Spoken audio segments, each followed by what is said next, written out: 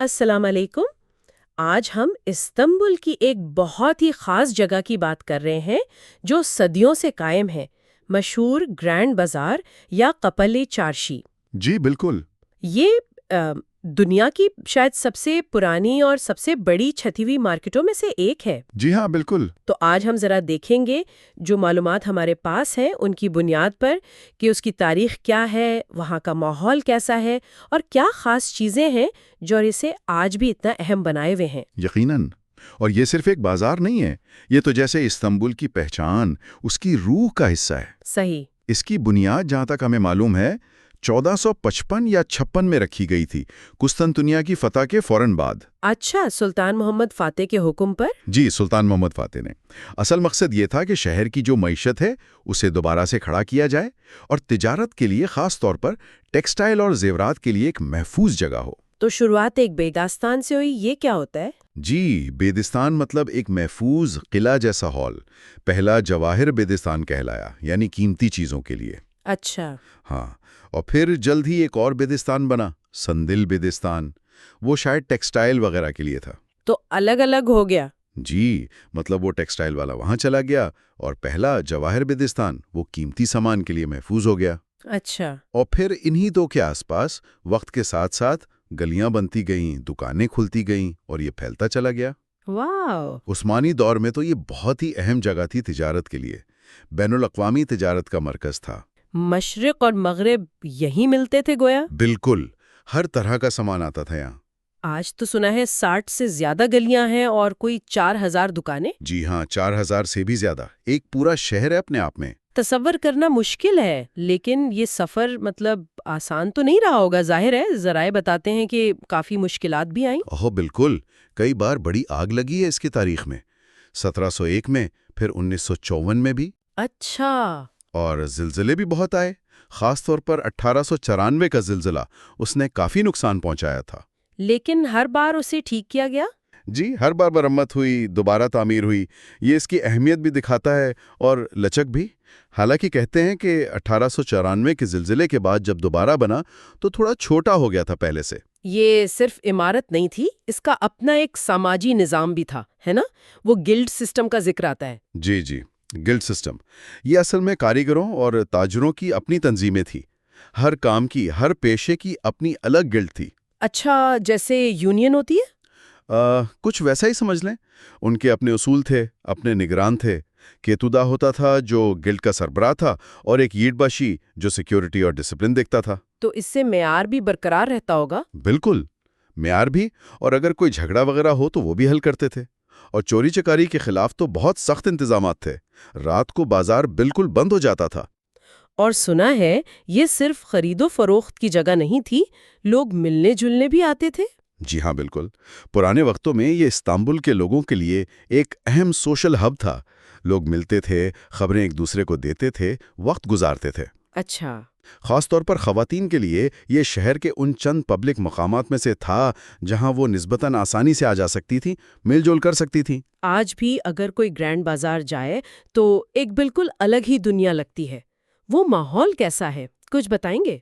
وہ تو بس حواس پر چھا جانے والا تجربہ ہے۔ ہر طرف رنگ ہی رنگ ہیں، قالینوں کے، ان خوبصورت سیرامکس کے، مسالوں کے۔ جی۔ پھر آوازیں ہیں، لوگوں کا شور، دکانداروں کی آوازیں، کہیں سے ٹھک ٹھک کی آواز آ رہی ہے، کوئی کاریگر کام کر رہا ہے۔ اور خوشبوئیں، چمڑے کی مہک، مسالوں کی، کہیں سے ترکاوے کی خوشبو آ رہی ہے، عطر کی۔ یہ سب مل کر ایک بہت ہی جادوئی سا ماحول بنا دیتے ہیں۔ اور وہاں خریداری کا طریقہ بھی الگ ہے، وہ چائے پیش کرنا، بھاؤ تاؤ، تعلق بنانا ہے۔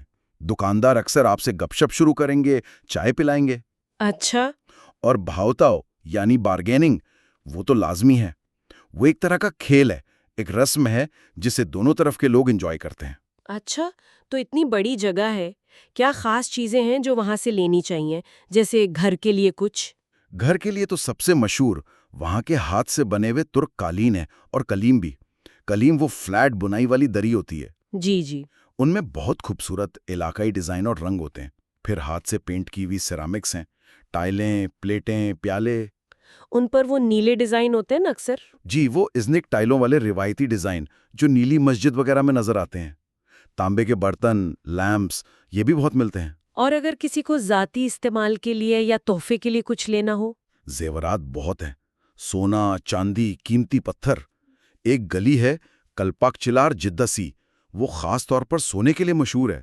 اچھا، پھر وہ نظر بٹو، نیلی آنکھ والے، نظر بونچو؟ وہ تو ہر چیز میں ملتے ہیں، بریسلیٹ، کی چین، دیوار کی سجاوٹ۔ ہاں، وہ تو بہت مشہور ہے۔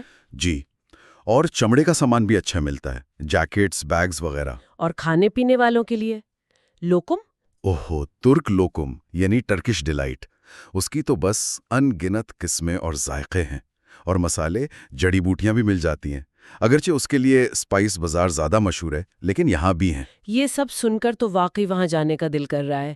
اگر کوئی جانا چاہے تو کیسے پہنچے؟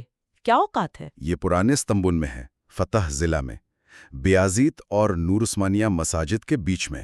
آسان ترین طریقہ ہے ٹرام T1 لینا، بیازیت کپالا چاشی سٹاپ پر اتر جائیں۔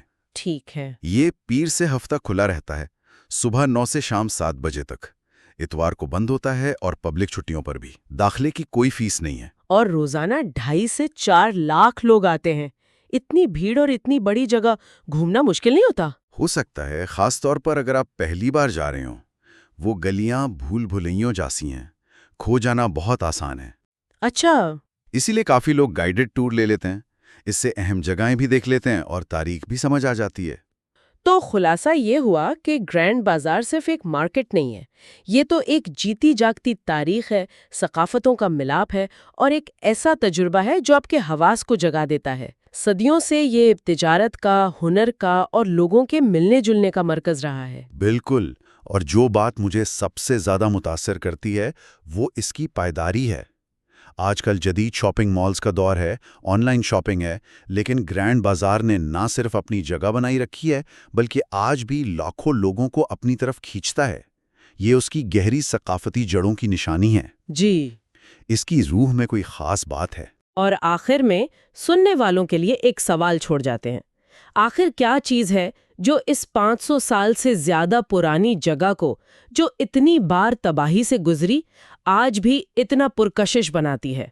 کیا یہ صرف تاریخ کا تجسس ہے، یا چیزیں خریدنے کا شوق، یا پھر اس روایتی بازار کے ماحول میں اس کی روح میں واقعی کوئی ایسی کشش ہے جو جدید دور میں بھی ہمیں اپنی طرف کھینچتی ہے؟